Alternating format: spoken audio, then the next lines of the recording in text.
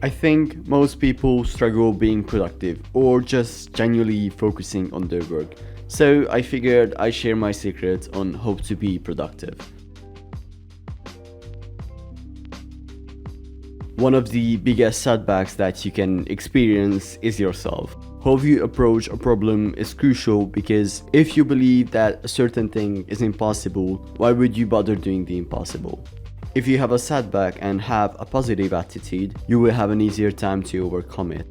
As an example, I always thought I'm bad at mathematics. I didn't even bother doing my homework because I knew I'm bad at it. Then I discovered what a growth mindset is. It means believing in yourself that you can learn anything or master anything with some practice and willpower. Later, I became class first in mathematics as I practiced a lot and wanted to be good at it. I realized I make my own mental barriers. I set my own identity, how I perceive myself. Don't accept the role that society has given you. Forge your own identity and be the person who you really want to be. Be the person who is positive and productive.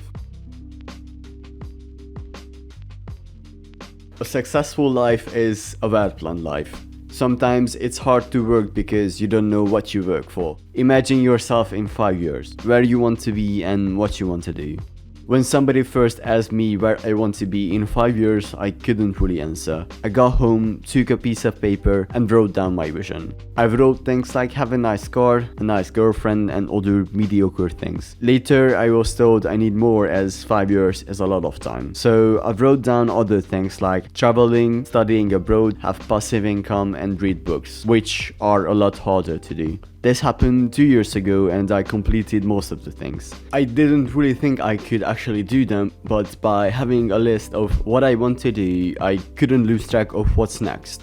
I insist you do the same and give yourself a vision of 5 years that has true challenges even if they are unrealistic. They could be also small things which would be nice memories like making a painting or going out with old friends. One small thing for me was a graffiti. You can break down these long-term goals into easier short-term goals. If you want to start a business, your short-term goal is to make a business plan in a week, then find sponsors in a month and start producing in the next 2 weeks. Starting a business consists of smaller steps which leads up to something bigger.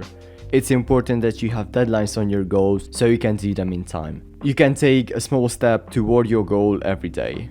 These are your daily goals. If you want to work out, you can do push-ups every day. These are the smallest steps that you can make, but they have the biggest impact on you. If you stick a list of your daily goals and your long-term goals on your wall, you cannot literally lose sight of what's next and what to do. If you want to keep a diet, you can keep a big note on the phrase saying diet. It's important that you keep your goals visually. It reminds you what you want to achieve and what you work for. When you know where you are headed in life, it's much easier to prioritize. Should I watch another episode on Netflix or do my work? Which gets me forward? 2 years is a lot of time, but most people spend it on watching TV and wasting their life.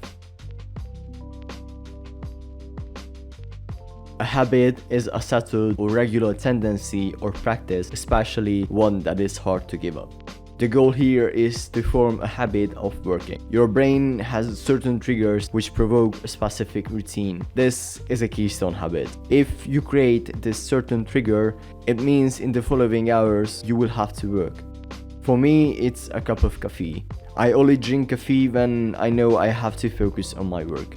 So it signals my brain to focus. Most artists have a daily walk before they start to work. This trigger effect will remind you that you have to do something specific, which leads to a routine, which leads to a habit. It's not about setting bigger goals, but obtaining better habits, like proper sleep. If you sleep better, you can concentrate more tomorrow. Difficulties and setbacks are inevitable in life, and it tells a lot about you, how you handle them.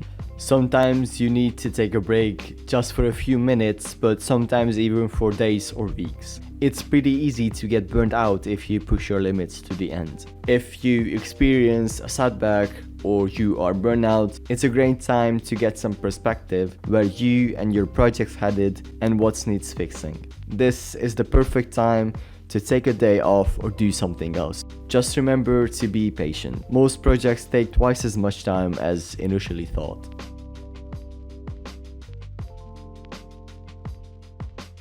Most importantly, do what you love. If you do what you love, you won't bother sitting down and doing the actual thing. You will love doing it and find time to do it. Life is not about endless grinding, but enjoying it. Be proud of your work, and if you're not, then do something you actually love and makes you proud. Dreams are worth chasing, even if they seem stupid to others. I left plenty of resources in the description to start your journey on this road, and please remember, whatever you are procrastinating on, just do it! Don't let your dreams be dreams. Yesterday, you said tomorrow, so just do it! Make your dreams come true! Just do it! Some people dream of success while you're gonna wake up and work hard at it. Nothing is impossible!